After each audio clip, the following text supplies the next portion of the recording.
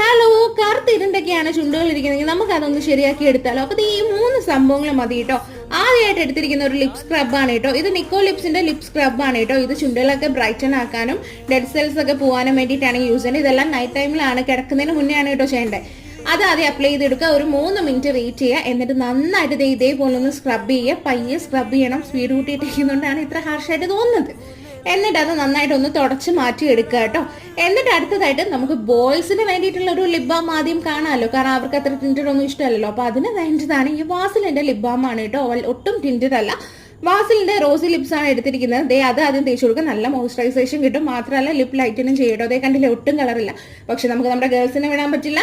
നിങ്ങൾക്ക് ടിൻറ്റഡ് ആണ് വേണ്ടതെങ്കിൽ ജസ്റ്റ് ഹെർബ്സിന്റെ ടിൻറ്റഡ് ലിപ് ബാം ആണ് കേട്ടോ. ഇത് ചെറിയ ഫ്ലേവർ ആണ്, SPF 15 വരെ ഉണ്ട് കേട്ടോ. അപ്പൊ ഇതും ഇട്ട് കൊടുക്കാവുന്നതാണ്. അപ്പൊ ഇതിട്ട് കൊടുത്തിട്ട് കിടന്ന് ഉറങ്ങാം കേട്ടോ. അപ്പൊ ഇതൊന്നും പെയ്ഡ് പ്രൊമോഷൻ അല്ല, എന്റെ സ്വന്തം കാശ് കൊടുത്ത് വാങ്ങിയതാണ്. അത്രേ ഉള്ളൂ.